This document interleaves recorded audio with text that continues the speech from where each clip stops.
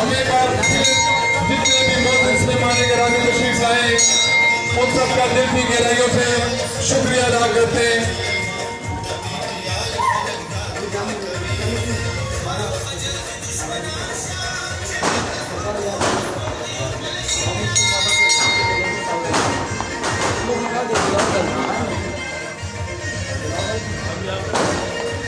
आज इस शादी का गुजारा किया जा रहा है।